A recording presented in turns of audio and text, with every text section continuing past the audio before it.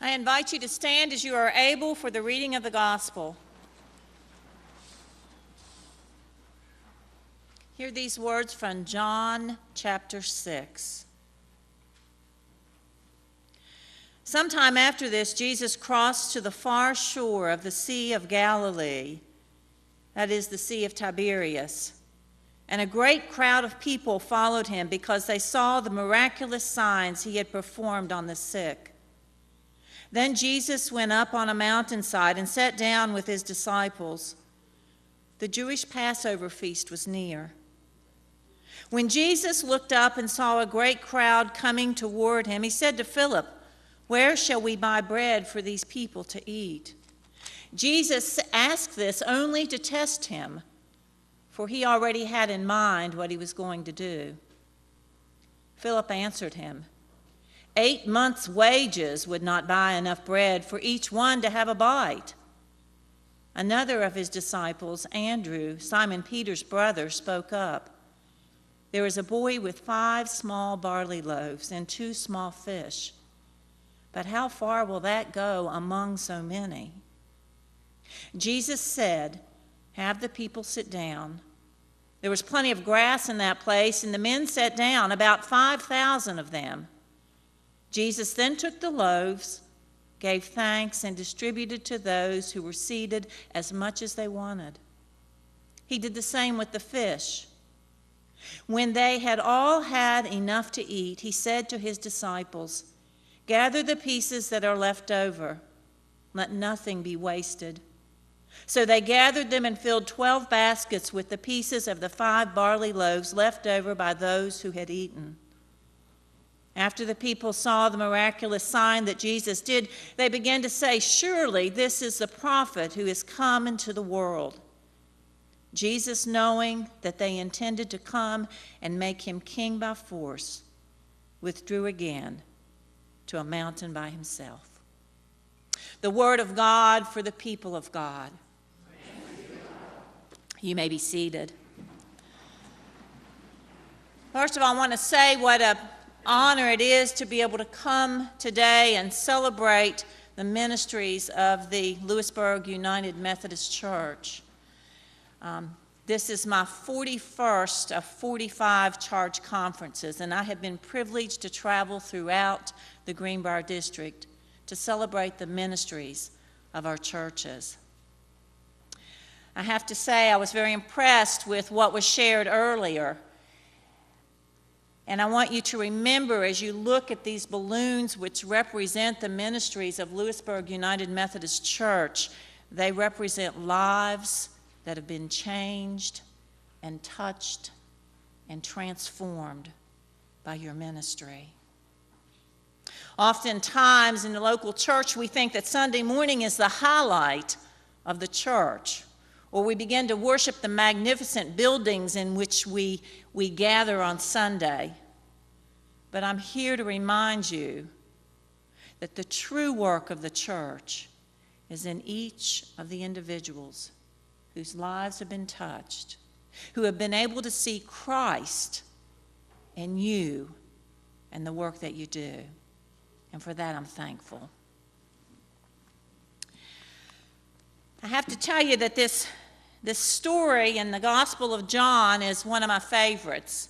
As a child, we had a storybook that had this, and I guess because of the role that the young boy played in that, it resonated with me as a child.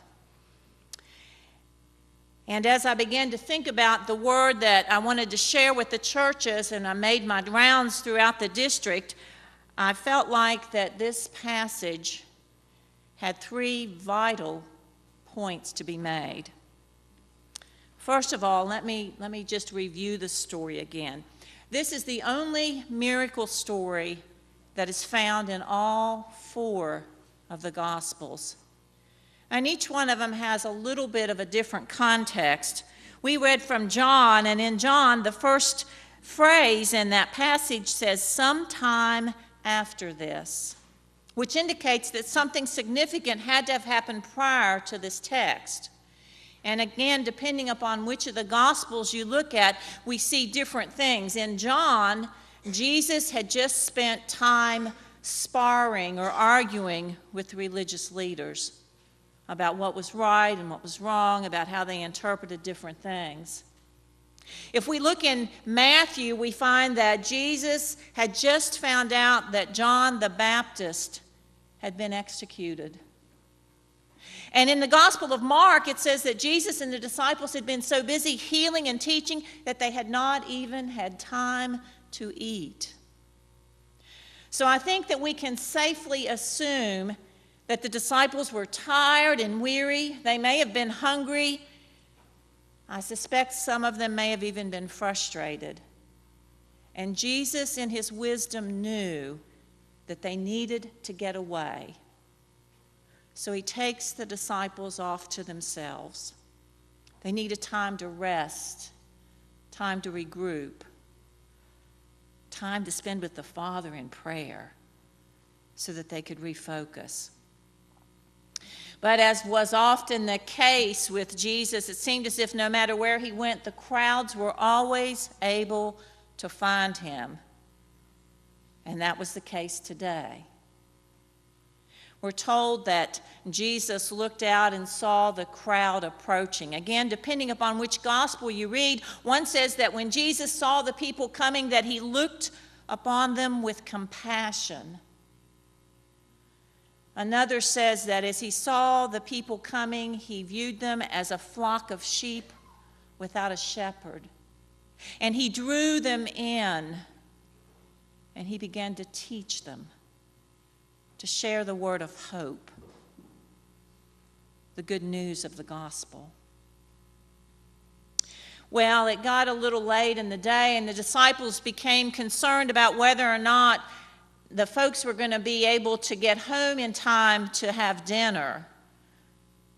So in one of the Gospels we see where they approached Jesus and they said, "You really need to cut this short, Jesus. It's getting late and we need to send the people home." And to their surprise, Jesus said, "Well, we'll just feed them." Well, that's when panic set in. There wasn't a McDonald's close by or any fast food place, and even if there had been, they didn't have the money to purchase the food. So Jesus sends the disciples out into the crowd and he says, "Let's see what we can find. What do we have among us?" And in a little bit, one of the disciples comes back and says, "Jesus, we have a young boy who has 5 small barley loaves and 2 fish, and he's willing to share." Now, in my mind's eye, as I see this young boy approaching Jesus, I can just see the smile on his face. He must have been so proud of that young man, willing to bring all that he had to the Lord.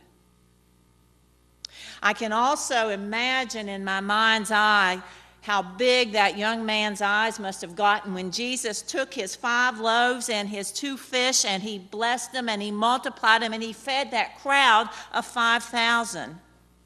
Can you hear the tales he must have been telling when he got back in his neighborhood the next day? "That man, Jesus, you will never believe what he did with my lunch. He fed 5,000 people, and there was still food left over." And that brings me to the most important piece of this, is that we are reminded of the abundance of God. He could have multiplied those fishes and loaves and given the folks a snack that would have held them over till they've made the journey home. But not our God. He took those fishes and those loaves and he multiplied them until the people could eat until they could eat no more. Their bellies were full. And then there were still 12 baskets of leftovers. As I reflected upon this passage and I thought about the word that I wanted to share with the churches as I made my rounds throughout the district, 3 particular points came to mind.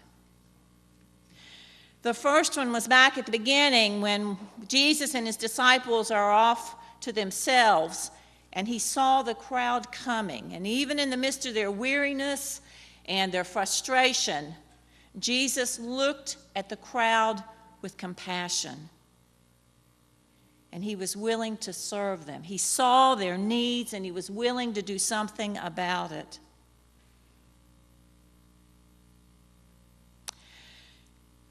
It's not a big secret as we look around in our churches. Most of us got a few years on us, huh?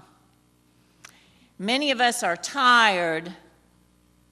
Many of us are weary. Some of us may even be frustrated.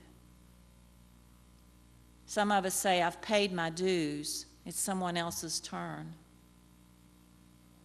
But the fact of the matter is, this story reminds us that if we're to be disciples of Jesus Christ, if we're to be like Jesus, if we're to be followers of Christ, then we need to look upon God's people with compassion.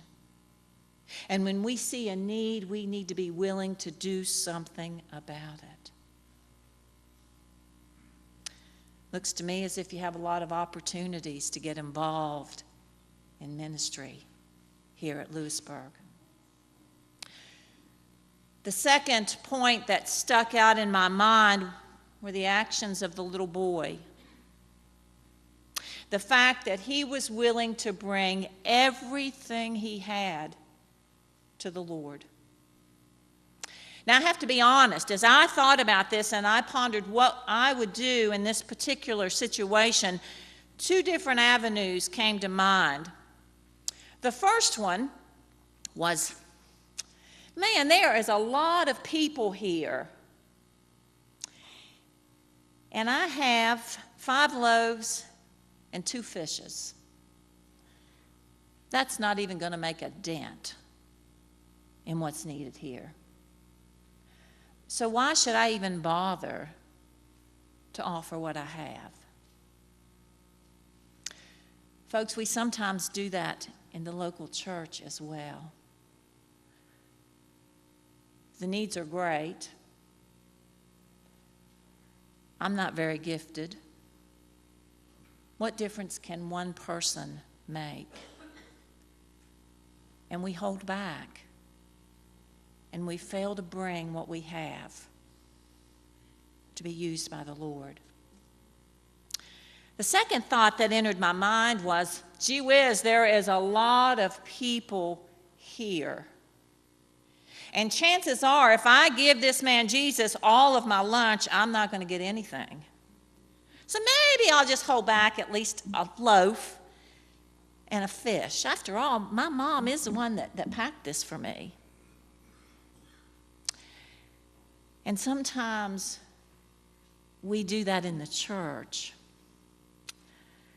We're willing to give of our time and our energy and our efforts and our money with what we can spare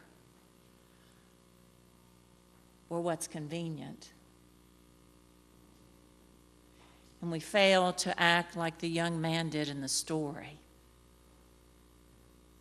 He acted in total faith. Lord, here it is, all of it.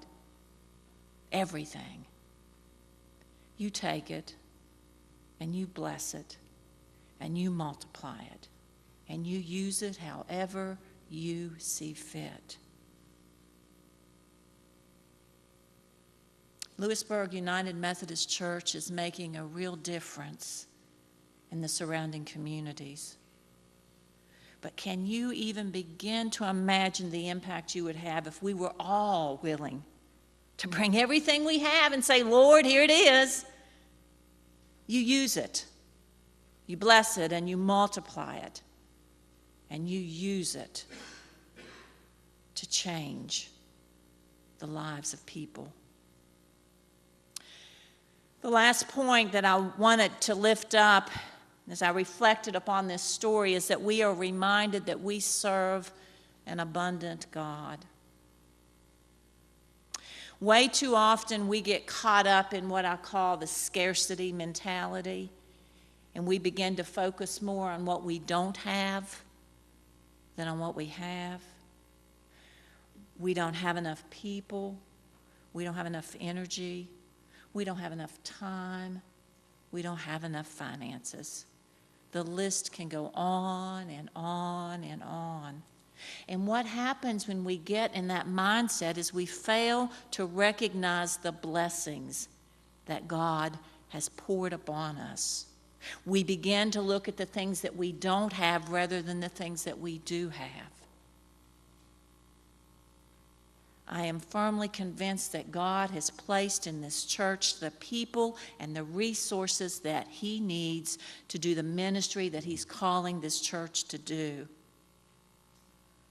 But it takes every one of us being involved, being a part. It takes every one of us being to look at people with compassion and see the needs and be willing to do something about it. It takes every one of us being able to say, Lord, here it is, you take it and you use what you want. It takes every one of us to be able to acknowledge the blessings that God has poured upon each of our lives and this church, and not worry about the things that we don't have.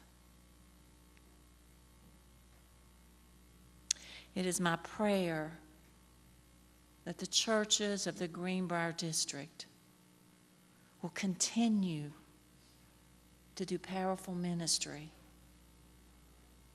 But it is also my prayer that everyone will be willing to be a part of that. Because when that happens, we will be a force that nothing can overcome. And we can make a difference in our communities. Amen.